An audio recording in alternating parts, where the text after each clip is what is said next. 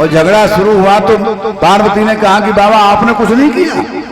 भोले बाबा बोले हमने शांत किया झगड़ा। कैसे शांत किया? तो भोले बाबा ने कहा हमने कह दिया उनसे झगड़ा मत करो। काहे? आपको पता नहीं है भगवान का नियम। भगवान का नियम है राम ही केवल प्रेम प्यारा, जान ले सोई जाना निहारा। भगवान तो प्रेम के भूखे हैं, इसलिए प्रेम से आपस में रहिए। झगड़ा करोगे तो भगवान नहीं आएंगे। तो कहाँ भगवान मिलेगा कहाँ? तो बोले मैंने उन्हें ज्ञान दिया। मैंने कहा उन देवताओं से। क्या कहा आपने? बोले बाबा बोले मैंने कह दिया कि हरि व्यापक अरे सर्वत्र समाना, और प्रेम ते प्रगट होत मैं जाना, प्रेम ते प्रगट होत मैं जाना। हरि व्यापक सारे पास समाना, प्रेम से प्रगट हो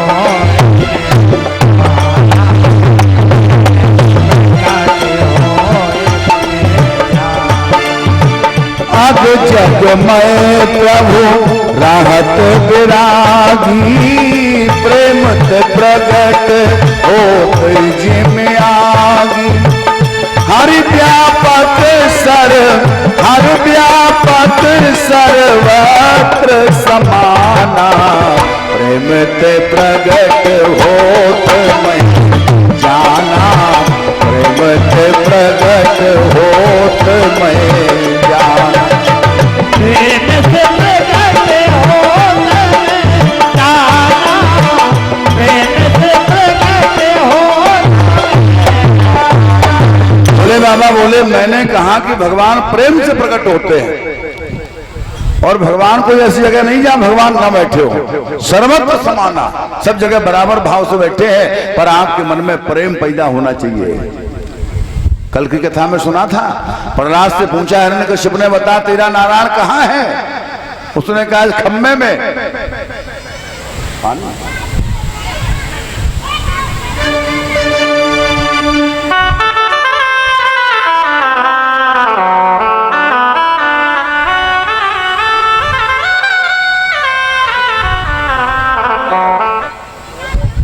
पैदा होने के बाद बोलिए गोविंद भगवान की जय हो। कहीं भोले बाबा कहते हैं कि भगवान तो प्रेम से प्रकट होते हैं, जिसके मन में जहां प्रेम पैदा हो गया वहीं भगवान प्रकट हो गए। कल देखो प्रहलाद जी से पूछा हिरण्यकश्यप ने कहा है तेरा नारायण? तो प्रहलाद जी को ने कहा कि खम्मे में, तो भगवान खम्मे से प्रकट हो गए। मीरा जी को जहर में दिखाई पड़े, ग्वाल बाल गोवर्धन पूजा करने गए तो भगवान पत्थर से प्रकट हो गए, है ना। जहां तुम्हारे मन में भाव पैदा हो जाएगा भगवान वहीं प्रकट हो जाएंगे। मेरे भाई बहन, भोले बाबा कहते हैं हरि व्यापक सर्वत्र समान, सब जगह भगवान है, पर आपके अंदर वो प्रेम तो हो जो भगवान को पैदा किया जाए। देवता बोले तो क्या करें? भगवान ने कहा कि आप जो एकत्रित होकर के भगवान को पुकारिए, भगवान प्रकट हो जाएंगे। आज सब मिलकर के व्यास जी लिखते हैं पुरुषम पुरुष सूक्ते न उपये उपस्थे समाहिता। सब इकट्ठे बैठ गए और इकट्ठे बैठ करके सबने भगवान को पुरुष सूक्त के द्वारा बुलाना शुरू किया। 16 मंत्र हैं पुरुष सूक्त के, और 16 मंत्र जैसे ही पढ़े गए कि भगवान आकाशवाणी करने लगे, केवल 16 मंत्रों में ही। और हमारा आपका जीवन बीता जा रहा है, भगवान कभी आकाशवाणी नहीं कर रहे। क्या उन्हें सुनी हो तो बता दे, हमने सुनी है। जीवन निकल गया पूजा करते करते, पर आकाशवाणी किसी को सुनाई पड़ी? हमारे जान तो हमें नहीं सुनाई दी तो काहू को सुनाई नहीं दी, हमें पता है क्यों नहीं सुनाई दी। बोले श्री सुनाई नहीं दी कि हम जो पूजा करते हैं वो अपने स्वार्थ के लिए करते हैं, और देवता जो भगवान को बुला रहे हैं वो दूसरे के स्वार्थ के लिए। इसमें देवताओं का कोई काम नहीं, धरती का उद्धार कराना है। अब आप कहें कि हम स्वार्थ के लिए पूजा कहाँ करते हैं, तो देखिए आरती जब घरों में होती है तो कौन सी आरती गाई जाती है? ज्यादातर 100 में 99 घरों में आरती गपती है ओम जय जगदीश हरे, यही तो गाई जाती है। ज्यादातर घरों में आरती गपती है ओम जय जगदीश हरे। अब इस आरती को देखना आप, इस आरती में कितना स्वार्थ भरा है, जब आप इसको देखेंगे तो समझ में आ जाएगा। देखिए आरती कैसे गाते हैं। ओम जय जगदीश हरे और स्वामी जय जगदीश हरे। फिर क्या बोले, भगत जनों के संकट क्षण में दूर करे, तब ओम जय जगदीश हरे। और क्षण में दूर नहीं कर पाए तो कोई जगदीश हरे नहीं है।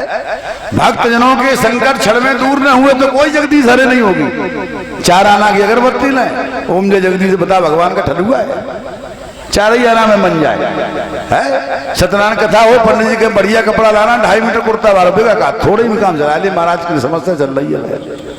आप बता दो भगवान अपने लिए कपड़ा 500 रुपए मीटर वाला और ठाकुर जी के लिए एक रूमाल ले आए। भगवान कैसे कृपा करते। वो क्या कह रहे थे, भगत जनों के संकट क्षण में दूर करे। अब आगे क्या कह रहे थे कि सुख संपत्ति घर आवे। हमारी जेब भर जाए पड़ोसी या भले मुंह कर पड़ो रहे, कोई दिक्कत नहीं है। अरे पड़ोसी के लिए मांगिए कि पड़ोसी हमारा सुखी रहे, हमारा राष्ट्र सुखी रहे, हमारा देश सुखी रहे, हमारा गांव सुखी रहे। आप तो अपने आप सुखी हो जाओगे। पर लोग क्या कह रहे थे, सुख संपत्ति घर आवे है। अब बताइए 4 आना की अगरबत्ती में भगवान इतने खुश हो जाएंगे, सब सबरी संपत्ति तुम्हारी घर डाल दी। कितना स्वार्थ बना इस पूजा में। और आप कर रहे हो, बताओ आकाशवाणी कहाँ सुनने को मिल जाए। आकाशवाणी सुनने को तब मिलेगी जब देवताओं की भांति आप निस्वार्थ पूजा करोगे, दूसरों के लिए भगवान से प्रार्थना करोगे, हे प्रभु मेरा गांव मेरा देश सुखी हो जाए। आप अपने आप सुखी हो जाओगे, भगवान सुनेगा आपकी। देवताओं ने जैसे ही मिलकर के प्रार्थना की तो व्यास जी लिखते हैं, गिरम समाधौ और गगने समीरताम और निसम्य बेधाश्री दशानुबाचः। आज मेरे भाई बहन देवताओं की पुकार सुन करके भगवान आकाश से आकाशवाणी करने लगे, गिरम समाधौ गगने समीरताम। आकाश से आवाज आने लगी। और कैसी आवाज आई, बड़ी गंभीर वाणी में। आज भगवान क्या कह रहे थे, भगवान कह रहे थे घबराइएगा नहीं, आश्वासन दे दिया भगवान ने, आप चिंता न करो कि जन डर पहो मुनि सिद्ध सुरेशा। जन डर पहो मुनि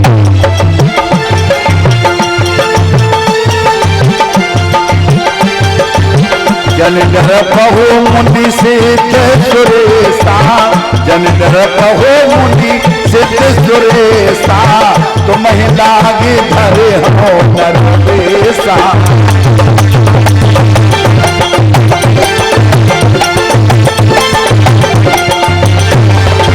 अंसन सहित मनुज अवतारा।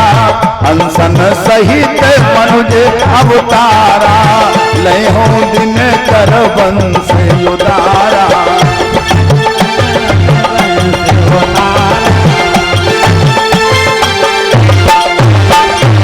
देखिए आकाशवाणी एक बार नहीं 2-2 बार हुई। त्रेता में भी भगवान ने कहा था डरो नहीं, अब हम जन्म लेने वाले हैं सूर्यवंश में। और यहाँ भी भगवान आकाशवाणी करते हैं। व्यास जी लिखते हैं कि भगवान ने आकाशवाणी की कि हम अवतार लेकर के आएंगे। और ऐसे नहीं, अंशों के अंत के सहित। ब्रह्मा जी ने पूछा कि महाराज अवतार लेकर के तो आओगे, लेकिन आओगे कहाँ, इतना बड़ा विश्व है, कैसे पता चलेगा। जैसे अभी अफ्रीका में भगवान पैदा हो जाए तो हम आप जान सकते हो, नहीं जान पाओगे। इस समय तो टीवी चल रही है, इसमें तो समाचार में दे दिया जाएगा कि अफ्रीका देश में भगवान पैदा हो गए, पता चल जाएगा कुछ लोगों पर। पहले तो टीवी भी नहीं थी। ब्रह्मा जी बोले हमें पता कैसे चलेगा कि कहाँ पैदा हुए आप। तो भगवान कहते हैं वसुदेव ग्रही साक्षात भगवान पुरुषा परहा। हम वसुदेव जी के यहाँ पुत्र बन करके आएंगे। अच्छा कब आओगे, तो भगवान ने कहा जब कंस देवकी के 6 बालकों की हत्या कर देगा, 7वां गर्भ खंडित हो जाएगा, तो 8वें गर्भ के रूप में आएंगे हम, है ना। 8वें गर्भ में भगवान आते हैं, भगवान आते हैं 8वें गर्भ में। और आजकल तो गवर्नमेंट नहीं चाहती कि भगवान आ जाए। काहे, गवर्नमेंट ने नियम बना दिया कि 2 बच्चे सबसे अच्छे, अब 2 के बाद तीसरा होगा तो कोई कानून बनने के लिए जा रहा है, 2 बच्चों से ज्यादा होगा, कोई सरकारी सुविधा नहीं मिलेगी आपको। अब बताओ, भगवान आते हैं 8वें में और उन बैन लगाए दो वो 2 पे, तो कैसे भगवान आ जाए? बड़ा गड़बड़ मामला हो गया। भगवान कहते हैं 8वें गर्भ में आएंगे हम। ब्रह्मा जी ने कहा ठीक है। आज ब्रह्मा जी ने आकाशवाणी सुनी और सुनने के बाद सब देवताओं को सुनाया और कहा आप लोग जाइए, भगवान के आगमन की खुशी में सब कोई ग्वाल बन जाओ, कोई गोपी बन जाओ, कोई गाय बन जाओ, कोई बछड़ा बन जाओ, सब भगवान की सेवा के लिए तत्पर हो जाइएगा। आज सब देवता वहां से विदा होकर के चले, ब्रह्मा जी भी चले आए और आने के बाद अब भगवान के आगमन का इंतजार देख रहे हैं सभी लोग कि भगवान कब प्रकट हो। धीरे धीरे समय बीतता चला गया। व्यास जी लिखते हैं शूरसेनो यदुपति मथुराया अवसनपुरी। मथुरा में जो है सूरसेन का राज्य है और सूरसेन के पुत्र हैं उग्रसेन जो राज्य कर रहे थे। भैया इनके यहाँ एक पुत्र पैदा हुआ जिसका नाम है कंस, है ना। और कंस ने क्या किया? कंस ने अपने पिता को ही बंदी बना लिया, अपने पिता को बंदी बनाया, बंदी बना करके जेल खाने में डाल दिया और स्वयं मुकुट बांध करके राजा बनकर सिंहासन पर बैठ गया। लेकिन है ना, कितना अत्याचारी है जो अपने बाप का सम्मान नहीं कर सका, वो समाज का कल्याण क्या करेगा, है ना। जिसने अपने पिता को ही बंदी बना लिया वो संसार को क्या सुख देगा। और ऐसे शासक ज्यादा नहीं, केवल 2 ही 3 हुए अपने देश में आज दिन तक की संख्या में। कहीं इससे पहले कौन हुआ?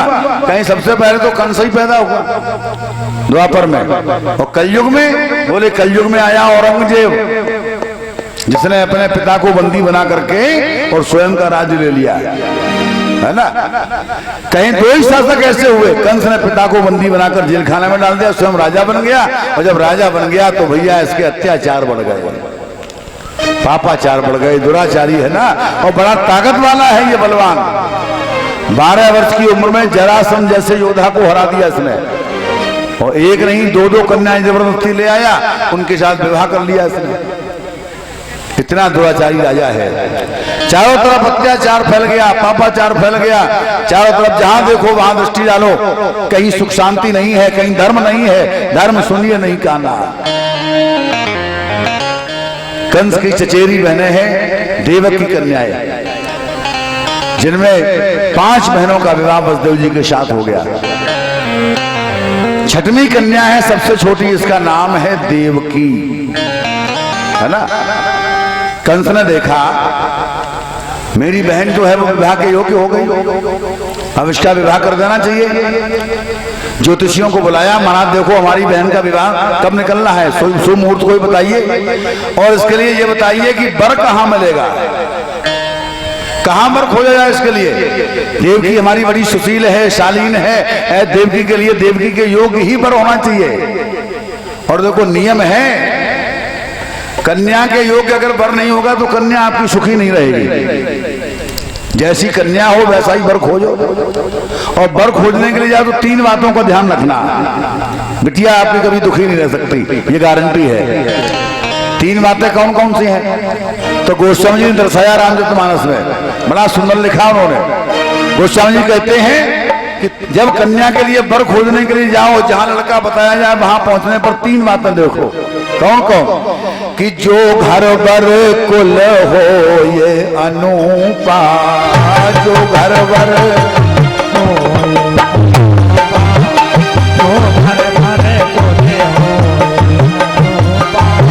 जो घर वर कुल हो ये अनूपा, जो घर वर कुल हो ये अनूपा, करिय विवाह सुता अनुरूपा, करिय विवाह सुता करिए विवाह सुता। कहेगी कन्या के लिए वर देखने के लिए जाओ तो 3 चीजें देखो। क्या देखो? सबसे पहले देखो घर। जिस लड़के को देखने के लिए गए हो उसका घर कैसा है, घर ठीक ठाक बनो। ऐसा तो नहीं कि चौमासन में बिटिया को जग नहीं पड़े रात रात भर। ऐसा कर देखो जिसमें बिटिया आपके आराम से रह सके, घर अच्छा हो। और घर के बाद वर, है ना। घर ठीक मिल जाए तो फिर लड़का देखो कि बिटिया के योग्य है या नहीं है, बर। और तीसरा क्या देखना है, तीसरा देखना है कुल। ये देखो इसके खानदान में ऐसा तो नहीं कोई कलंक लगा हो, है ना, कोई टीका लगा उसके खानदान में, तो खानदान देखिए, उसका कुल देखो। अगर आपको लड़का अच्छा मिल जाए, घर अच्छा मिल जाए और खानदान अच्छा मिल जाए, ये तीन चीजें अच्छी मिल जाए, तो आपकी बिटिया जीवन में कभी दुखी नहीं रह सकती। करिए विवाह सुता अनुरूपा, आप तुरंत उस घर में विवाह कर दीजिएगा, आपकी बेटी दुखी नहीं होगी। एक दाएं की बात बताए, एक पंडित जी थे, पढ़े लिखे थे, मानस के बड़े प्रेमी थे, डेली मानस का पाठ करना ये उनकी हैबिट बन गई थी। भगवान की कृपा से उनके यहाँ एक बेटी पैदा हो गई, और बेटी जो है बड़ी सुंदर है, पढ़ाया लिखाया बेटी को, अच्छा पढ़ाया लिखाया, BA MA करा दिया उसे, सुंदर भी थी, पढ़ी लिखी भी थी, सुशील भी थी, और ब्राह्मण की बेटी सदाचारणी तो होगी।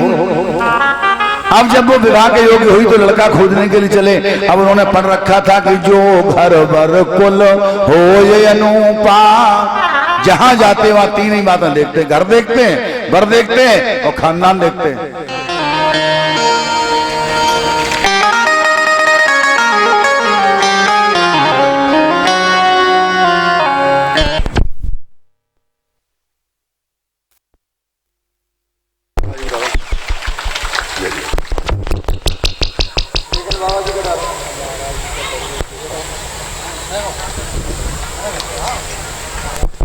बाबा जी भी और बैठे, उनको भी यहीं बैठा दो। हाँ यहीं बैठा लो।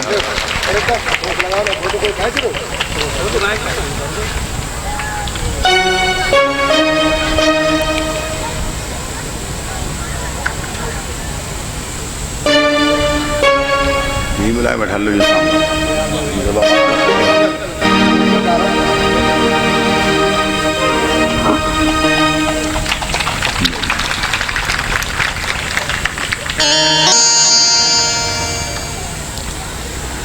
प्रेम शोलो गुरुदेव भगवान की। पंडित जी ने मानस पढ़ रखी थी, जहां जाते वहां तीन बातें देखते हैं, घर अच्छा हो, बर अच्छा हो और खानदान अच्छा हो। पर ये देखिए प्राकृतिक देन है कि तीनों बातें आपको एक साथ नहीं मिलेंगी। घर अच्छा होगा तो बर अच्छा नहीं होगा, घर और बर अच्छा होगा तो खानदान में कोई ना कोई कमी होगी, कहीं ना कहीं से तो गड़बड़ी होगी। अब पंडित जी बेचारे लड़का देखते देखते थक गए, सालों बीत गए भागते भागते, कहीं लड़का नहीं मिला। एक गांव में पहुंचे, देखा तो बढ़िया मकान बना था, 2 बच्चे थे, 100 बीघा जमीन थी और छोटा परिवार, माता पिता 2 बच्चे, 4 ही प्राणी। बच्चा भी देखने में बड़ा सुंदर रहे।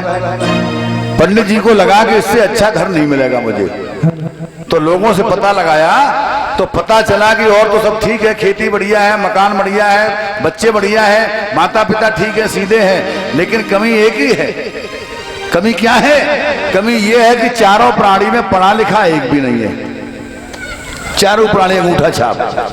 पंडित जी बोले बिटिया तो हमारी पढ़ी लिखी है, जब लड़की इस घर में आ जाएगी तो भले ही पढ़े लिखे नहीं है लेकिन अपने में ढाल लेगी। ऐसा सोच करके पंडित जी ने बिटिया का विवाह उसी घर में तय कर दिया। अब भैया विवाह तय हो गया, समय आने पर बारात आई, पंडित जी ने बड़ी धूमधाम से विवाह किया। और विवाह करने के बाद जब बेटी ससुराल में आई तो चौथी थोड़े लंबी निकली, 10-15 दिन की। अब बिटिया थी पढ़ी लिखी, 2-4 दिन बीते। 2-4 दिन के बाद उसने सोचा कि जब हम इस घर में आ ही गए हैं तो हमें काम तो करना ही पड़ेगा, आज नहीं तो कल, कल नहीं तो परसों। सास हमारी बड़ी बूढ़ी है तो चलो इनकी सेवा करना आते शुरू कर दे। क्या किया उसने? अब वो बगैर पढ़े लिखे आदमी थे। बिटिया जगी सुबह 4 बजे और देखा तो माताजी झाड़ू लगा रही थी। सुबह 4 से नीचे उतरी और पहुंची माँ के पास, सास के पास, और बोली माताजी झाड़ू हमें दे दो, हम लगा दें। अब भी बगैर पढ़ी लिखी उन्होंने कहा, माताजी सुनी नहीं थी, वो तो अम्मा जानती थी क्या वो। अम्मा लोग कहते हैं उनसे तो फिर कहा जाने के माताजी क्या हुआ। तो उन्हें लगी कि जब बहू कोई गारी हमको दे रही है सुबिन ने झाड़ू वहीं पटक दिया और सीधी दरवाजे पहुंची और डोकर से कहा, बोली देखो पप्पू के दद्दा, हमने कही थी इतनी पढ़ी लिखी बिटिया ना करो, अबे आज 4 दिन नहीं भय और हमका माता जी कहने लगी। वे बोले पढ़ी लिखी है, शायद अपनी भाषा में कुछ कह रही तुम समझ नहीं पाई। अरे बहू तुमसे भाई गाली क्यों? अरे बोले नहीं बाना गाली हमें दई, माता जी कह रही थी हमसे, बाकी इतनी हिम्मत, अबे 4 दिन भाई माता जी कहने लगी। वे बोले चलो हम समझाएं दे रही बात को। सो डंडा को सहारा लो, बूढ़े बाबा रहे, आए आंगन में, काहे बहू बेटा तुमने अपनी अम्मा से कहा कह दी? बा बोली पिताजी मैंने कुछ नहीं कहा। डुकरिया बोले देखो तुम तो पिताजी कहने लगी, हमसो माता जी कही सो तो कही, तुमसे पिताजी कहा। अब जब घर में गुजारो है नहीं, मड़ैया धरो तो बाहर अपना साथ गुजर करें, आराम से रोटी बने खाएं।